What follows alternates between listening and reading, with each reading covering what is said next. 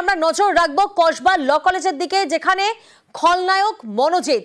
কসবা ল কলেজের ছাত্রীকে গণধর্ষণের অভিযোগ, ধরা পড়েছে মূল অভিযুক্ত মনোজিৎ মিশ্র।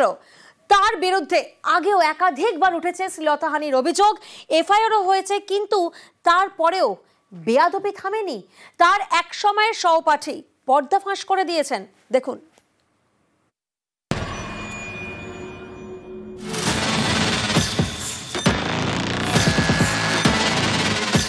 মনোজিৎ মিশ্র কসবার ল কলেজে গণধর্ষণের অভিযোগের ঘটনায় মূল অভিযুক্ত। গত বৃহস্পতিবার তাকে গ্রেফতার করে পুলিশ। এর আগেও মনোজিতের বিরুদ্ধে একাধিকবার কলেজ ক্যাম্পাসে শ্লীলতাহানির অভিযোগ ওঠে। এই দেখুন এফআইআর এর কপি। 2018 সালে মনোজিতের বিরুদ্ধে শ্লীলতাহানির অভিযোগ দায়ের হয় কসবা থানায়। 2019 সালে সাউন্ড সিস্টেম চুরির অভিযোগ ওঠে মনোজিতের বিরুদ্ধে, এফআইআর হয়। 2019 সালে মনোজিতের বিরুদ্ধে শ্লীলতাহানির অভিযোগ দায়ের হয় গড়িয়াহাট থানায়, তার ভিত্তিতে এফআইআর। এরপরেও মনোজিতের বেয়াদবি থামেনি, উল্টে যেন আরো বেপরোয়া। এই দেখুন আবার শ্লীলতাহানির অভিযোগ, আবার এফআইআর। এটা 2022 সালে করা এফআইআর। সাউথ ক্যালকাটা ল কলেজের এক ছাত্রী শ্লীলতাহানির অভিযোগ করেন, যার ভিত্তিতে মনোজিতের বিরুদ্ধে কসবা থানায় এফআইআর দায়ের হয়। 2023 কলেজে মারধরের অভিযোগ মনোজিতের বিরুদ্ধে কসবা থানায় এফআইআর। 2024 মারধরের অভিযোগ টালিগঞ্জ থানায়, মনোজিতের বিরুদ্ধে অভিযোগ দায়ের হয়। 2017 সালে এক ব্যক্তিকে মারধর এবং হুমকির অভিযোগ ওঠে, মনোজিতের বিরুদ্ধে কালীঘাট থানায় অভিযোগ দায়ের হয়। 2019 সালে মনোজিতের বিরুদ্ধে আনন্দপুর থানায় অভিযোগ দায়ের হয়। এখানেই শেষ নয়, এই দেখুন ল কলেজ কর্তৃপক্ষকে লিখিত অভিযোগও ইউনিট প্রেসিডেন্টের। 2022 সালে মনোজিতের বিরুদ্ধে শ্লীলতাহানির অভিযোগ জানান কলেজের ইউনিট প্রেসিডেন্ট। 2018 সালে মনোজিতের বিরুদ্ধে যৌন হেনস্থার অভিযোগ করেন সাউথ ক্যালকাটা ল কলেজের দুই ছাত্রী। গড়িয়াহাট থানায় তাঁরা লিখিত অভিযোগও জানান, এতে মনোজিতের কিছু হয়নি, উল্টে অভিযোগকারী দুই ছাত্রীকে হুমকির মুখে পড়তে হয়। অভিযোগ বাড়িয়ে গিয়ে হুমকি দিয়ে আসে মনোজিৎ। দিনের পর দিন কলেজে দাদাগিরি, বেয়াদবি। অভিযোগ মনোজিৎ এতটাই বেপরোয়া যে তার ভয়ে মুখ খুলতে কেউ সাহস পেতেন না। পর্দা ফাঁস করেছেন মনোজিতেরই এক সময়ের সহপাঠী। এটা পুনরাবৃত্তি ঘটনা আমি বলবো, এর আগে ঘটনা ঘটেছে। সেই সময় যদি সে অভিযোগকারী নিয়ে অভিযোগ করতেন, তাহলে আজ হয়তো আমার এই বোনটির এই অবস্থা হতো না। 17 থেকে 22 হচ্ছে টেনিয়র ছিল পড়াশোনার, 17 থেকে 18 কলেজে ছিল। ওই যে 1 বছর ছিল, 1 বছরের মধ্যেই কলেজে আজ যে ঘটনাটি ঘটেছে সেরকমই প্রায় মানে অত্যন্ত নিন্দনীয় না হলেও ওরকম ধরনের অসভ্য ঘটনা কলেজের মধ্যে বিগত দিনে ঘটতেছিল। 2022 সালে যখন একটি মেয়ের সাথে শ্লীলতাহানি ঘটনা ঘটে, তখন থানায় এফআইআর মেয়েটি করে, এবং তখন আমার যে ইউনিট প্রেসিডেন্ট ছিলেন ওই কলেজের, ওই unit president already written complain college অথরিটিকে দিয়েছিল যে এরকম কলেজের একটি মেয়ের সাথে ঘটনা মনোজিৎ মিশ্র ঘটেছে। সেই সময় কলেজ কর্তৃপক্ষ যে গভর্নিং বডি মিটিং ডাকে ওকে কলেজে ঢুকতে বারণ করা হয়, ও তারপর তো কলেজে আসতে পারতো না। কিন্তু 2023 সালে যে আমার ইউনিটের যে প্রেসিডেন্ট সে পাস আউট করে বেরিয়ে আসেন, তারপরে কলেজে ওকে আটকানো কেউ ছিল না। 2016 সালের 1 ডিসেম্বর কলেজের মধ্যে 30-40 জন বাইরের ছেলে নিয়ে এসে ভাঙচুর ছেলে দেয়, এবং সেই কেস এবং কাউন্টার কেস দুটোই হয়। পরবর্তীতে দুটো কেসই উইথড্র হয়ে কোনো না কোনো কারণে। এরকম ওর নামে আজকের ডে কসবা, গড়িয়াহাট, কালীঘাট 3টে থানা খুঁজে মোটামুটি 10 থেকে 12টা কেস পাওয়া যাবে। সম্পূর্ণ এটার পেশি শক্তি এই কারণেই, কারণ ওর পিছনে কোনো বড় নেতা মন্ত্রী কেউ নেই, না কেউ ছিল কোনোদিন। এতগুলো ছবি দেখা যাচ্ছে, কারণ খালি ছবি, শুধুমাত্র ছবি রয়েছে বলে। তৃণাঙ্কুর ভট্টাচার্যের কথা যদি বলেন, উনি যথেষ্ট ওর বিরুদ্ধে স্টেপ নিয়েছিলেন। 2012 থেকে 13 কলেজে ছিল, চেতলা ব্রিজে ড্রাইভিং করে, এবং সেই সময় 3 বছর মতো পলাতক ছিল।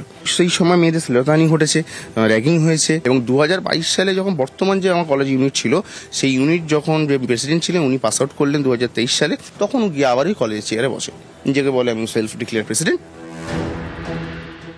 মনোজিতের বিরুদ্ধে মুখ খুলছেন কলেজের অনেকেই। আমরা যখন ফার্স্ট ইয়ারে ছিলাম, আমরা যখন এসছি তার 2 উইকস পরে এই পিকনিকটা অর্গানাইজ হয়েছিল, যেখানে আমরা বাজবাজ যাচ্ছিলাম। তারপর আমার একটা বন্ধুকে ও ডেকেছে, ওখানে গিয়ে ওকে মানে বাজেভাবে টাচ করছি। That time when we were in first year, it was very difficult to speak up against him. ওরা আমাদেরকে বলেছে যে ইউনিটে তোমরা ভর্তি হয়ে যাও, সেক্রেটারি বানাবো, and we'll give you post, but we did not opt for it because we knew that person by now, because আমরা যখন ঢুকেছি আমরা এরকম দেখে নিয়েছি। নিউজ 18 বাংলা। দক্ষিণ কলকাতার ল কলেজের মধ্যে ছাত্রীকে গণধর্ষণের অভিযোগ, আর এই নিয়েই তোলপাড়। এই পরিস্থিতিতে কর্তৃপক্ষ জানিয়ে দিল সাউথ ক্যালকাটা ল কলেজে অনির্দিষ্টকালের জন্য বন্ধ। এই কলেজের পরিবেশ, পঠন পাঠন নিয়ে পড়ুয়াদের ভুরি ভুরি অভিযোগ, এর তালিকাও তাঁরা তৈরি করে ফেলেছেন। সাংবাদিক বৈঠক করে পড়ুয়ারা জানিয়েছেন উপাচার্যকে সমস্ত অভিযোগ তাঁরা জানাবেন।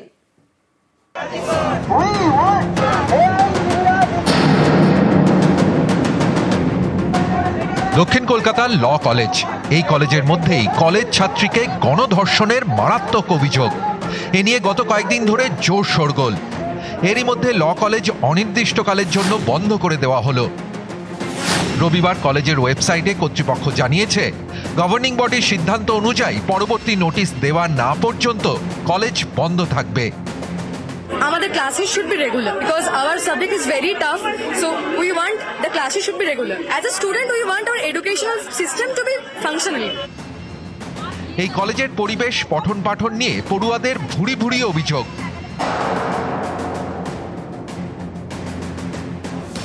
সোমবার সাউথ ক্যালকাটা ল কলেজের গেটের বাইরে বিক্ষোভ দেখান কলেজের পড়ুয়ারা। সাংবাদিক বৈঠক করে সুর চড়ান। পড়ুয়াদের দাবি, কলেজ ক্যাম্পাসকে রাজনীতি মুক্ত রাখতে হবে। ক্যাম্পাসকে বাইরের রাজনৈতিক চাপ থেকে কলেজকে মুক্ত করতে হবে। কলেজে ছাত্র নির্বাচন করাতে হবে। কলেজে পড়ুয়াদের নিরাপত্তা নিশ্চিত করতে নতুন কমিটি তৈরি করতে হবে। পড়ুয়াদের অভিযোগ খতিয়ে দেখার কমিটিকে সক্রিয় করতে হবে। সিসি ক্যামেরার নজরদারি বাড়াতে হবে। গাফিলতি হলে তার দায় নিতে হবে কলেজ কর্তৃপক্ষকে। সেই ঘটনাটা ঘটেছে, সেই ঘটনাটা সিঙ্গেল হ্যান্ডেডলি নিরাপত্তার অভাব বোধ করানোর জন্য যথেষ্ট। একজন সিকিউরিটি গার্ড আছে, সে আইডি কার্ড চেক না করে কলেজের স্টুডেন্ট, ওটা অনেকবার বলা হয়েছে যাতে এটা না করা হয়। সাউথ ক্যালকাটা ল কলেজের পড়ুয়ারা আরও বেশ কিছু দাবিতে সরব, যেমন পড়াশোনার সঠিক পরিকাঠামো ফিরিয়ে আনতে হবে, প্রতিদিন রুটিন মতো যাতে ক্লাস হয় তা নিশ্চিত করতে হবে, ইউনিয়ন রুমে নিরাপত্তা নিশ্চিত করতে হবে। ইউনিয়ন রুম অ্যাক্সেস বা যেটা কমন রুম অ্যাক্সেস, সেই অ্যাক্সেসটা একটু ঠিকঠাক ভাবে করতে হবে যাতে পলিটিক্যাল গ্রুপসগুলো ওখানে বা যে কোনো পলিটিক্যাল ভাবে ওখানে কোনো অ্যাক্সেস আর না হয়। ডেমোক্রেটিক আর এ পলিটিক্যাল স্টুডেন্ট কাউন্সিল গঠন করারও একটা দাবি আমরা রাখছি, যেটা মেনলি এই কলেজের সমস্যা। আমরা স্টুডেন্টস, আমাদের এডুকেশন প্রচুর ভাবে কম্প্রোমাইজ, সবকিছুই হচ্ছে খালি এডুকেশন ছাড়া, ক্লাসেস হচ্ছে না, সামনে পরীক্ষা, মুড কোর্টসও হয় না, হয় না, ডিবেট হয় না, রেগুলার হয় না, বায়াসড ভাবে হয়, যা হয় বায়াসড ভাবে হয়। নিউজ 18 বাংলা। সাউথ ক্যালকাটা ল কলেজের মধ্যে ছাত্রীকে গণধর্ষণের অভিযোগ, গ্রেফতার তৃণমূল ছাত্র পরিষদের 3 কর্মী, আর এই নিয়েই কোমর বেঁধে আসরে পদ্ম শিবির। সোমবার ল কলেজে যায় বিজেপির প্রতিনিধি দল। এই নিয়ে রাজ্য রাজনীতির হাওয়া গরম। দক্ষিণ কলকাতার ল কলেজে ছাত্রীকে গণধর্ষণের অভিযোগ, এই নিয়ে জোর শোরগোল। রাজ্য রাজনীতিও গরম, কোমর বেঁধে আসরে বিজেপি। শনিবার 4 সদস্যের ফ্যাক্ট ফাইন্ডিং টিম তৈরি করেন বিজেপির সর্বভারতীয় সভাপতি জেপি নাড্ডা। এই টিমে রয়েছেন প্রাক্তন কেন্দ্রীয় মন্ত্রী সত্যপাল সিং, প্রাক্তন কেন্দ্রীয় মন্ত্রী মীনাক্ষী লেখি, ত্রিপুরার প্রাক্তন মুখ্যমন্ত্রী বিপ্লব দেব এবং বিজেপি সাংসদ মনন কুমার মিশ্রা। সোমবার দুপুর 3টে নাগাদ লালবাজারে গিয়ে পুলিশ কমিশনারের সঙ্গে বৈঠক করেন বিজেপির এই 4 প্রতিনিধি। তারপর যান কসবায় সাউথ ক্যালকাটা ল কলেজে। বিকেল 4টে নাগাদ সাউথ ক্যালকাটা ল কলেজে পৌঁছয় বিজেপির ফ্যাক্ট ফাইন্ডিং টিম। তাদের সঙ্গে ছিলেন সুকান্ত মজুমদার এবং অগ্নিমিত্রা পল। বিজেপির প্রতিনিধি দলকে প্রাথমিকভাবে বাধা দেওয়া হলেও পরে তাদের কলেজে ঢুকতে দেওয়া হয়। ল কলেজ ঘুরে দেখেন বিজেপির ফ্যাক্ট ফাইন্ডিং টিমের সদস্যরা, কথা বলেন ভাইস প্রিন্সিপালের সঙ্গে। चूंकि इन जितने ये इस प्रकार की गंभीर घटनाएं हो रही हैं उसमें टीएमसी के कार्यकर्ता, टीएमसी के पदाधिकारी निश्चित तौर पर वो इन्वॉल्व होते हैं, वही अपराधी हैं। इसलिए उनको सरकारी तंत्र का और इन्वेस्टिगेटिंग एजेंसीज का लगातार उनको সাপোর্ট মিলতা रहा है। একজন মহিলা প্রকাশ্যে অভিযোগ এনেছেন যে বছরের পর বছর তাকে বিভিন্ন প্রতিশ্রুতি দিয়ে ধর্ষণ করেছেন এবং গর্ভপাত করিয়েছিলেন, বাধ্য করেছিলেন। কার্তিক মহারাজ ফ্যাক্ট ফাইন্ড করতেছেন, সব জায়গায় ফ্যাক্ট ফাইন্ড করুন না।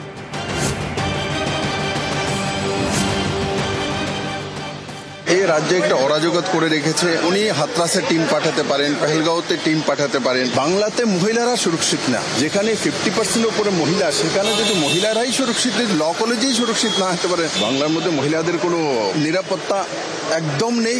বিপ্লব দেব হচ্ছে ফেল্ড চিফ মিনিস্টার। সবচেয়ে বেশি ধর্ষণ, এই রাহাজানি, খুন হওয়ার ক্ষেত্রে তিনি মুখ্যমন্ত্রী হিসেবে কি পদক্ষেপ নিয়েছেন? সাধারণ সম্পাদক অভিষেক বন্দ্যোপাধ্যায় গিয়েছিলেন, তার কনভয়ের উপর হামলা হয়। বাংলায় গণতন্ত্র আছে, আপনারা আসছেন যাচ্ছেন। সোমবার কসবায় ল কলেজের সামনে বিক্ষোভ দেখায় বিজেপি সহ বিরোধীরা। এবিভিপির এদিন ছিল লালবাজার অভিযান। বউবাজার থেকে মিছিল শুরু হয়, সেখানেই তাদের আটকায় পুলিশ। এতে পরিস্থিতি গরম হয়ে ওঠে।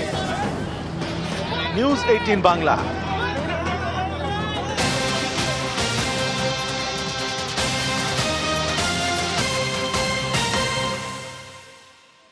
পাশাপাশি কসবা ল কলেজের ভাইস প্রিন্সিপালকে জিজ্ঞাসাবাদ, ভাইস প্রিন্সিপাল নয়না চট্টোপাধ্যায়কে জিজ্ঞাসাবাদ। গতকাল বেশ কয়েক ঘন্টা জিজ্ঞাসাবাদ পুলিশের। ল কলেজের ঘটনায় নজরে আরো 16 জন পড়ুয়াও রয়েছে। এই মুহূর্তে আমাদের প্রতিনিধি আমাদের সঙ্গে রয়েছেন, অমিত রয়েছেন। অমিত, এই জিজ্ঞাসাবাদে মূলত কোন কোন প্রশ্নের সম্মুখীন হতে হয়েছে ভাইস প্রিন্সিপালকে, কিছু কি জানা যাচ্ছে? 25 তারিখের যে ঘটনা, অর্থাৎ দক্ষিণ কলকাতা ল কলেজের ভিতরে গার্ড রুমে এই কলেজের পড়ুয়াকে গণধর্ষণের যে অভিযোগ উঠছে, চার্জশিটে করে গ্রেপ্তার করা হয়েছে। সেই ক্ষেত্রে এই ভাইস প্রিন্সিপাল কখন বিষয়টি জানতে পেরেছিলেন, কার মাধ্যমে তিনি বিষয়টি জেনেছিলেন, জানার পর তার পদক্ষেপ ছিল বা তিনি কোনো ব্যবস্থা নিয়েছিলেন কিনা, তিনি উচ্চপদস্থ কোনো প্রিন্সিপাল বা এই কলেজে গভর্নিং বডির যারা রয়েছেন তাদেরকে বিষয়টি জানিয়েছিলেন কিনা, এই বিষয়গুলো কিন্তু এই জিজ্ঞাসাবাদ পর্ব উঠে এসছে, এমনটা কিন্তু পুলিশ সূত্রে দাবি করা হচ্ছে। অন্যদিকে কলেজ কর্তৃপক্ষের কাছে 16 জন পড়ুয়ার নাম ইতিমধ্যে চিহ্নিত করা হয়েছিল কলকাতা পুলিশ তরফে। ক্লোজ সার্কিট ক্যামেরা ফুটেজ থেকে তাকে চিহ্নিত করা হয়, যারা ওই 25 তারিখ কলেজ ক্যাম্পাসে তারা এসেছিলেন এবং কাজ করে, তাদের নির্দিষ্ট কাজ ছিল, সেই কাজ করার পর বেরিয়ে গেছিলেন। কিন্তু বেশ কয়েকজন তাদের মধ্যে ইউনিয়ন রুমে তারা গিয়েছিলেন। সেক্ষেত্রে সেই 16 জন পড়ুয়াকে চিহ্নিত করে তাদেরকে ইতিমধ্যে কলকাতা পুলিশ তরফে নোটিশ করা হয়েছে এবং গতকাল 6 জনকে জিজ্ঞাসাবাদ করা হয়েছে এবং আজকেও বেশ কয়েকজন পড়ুয়াকে ডাকা হয়েছে, তাদেরকে জিজ্ঞাসাবাদ করা হবে। বেশ।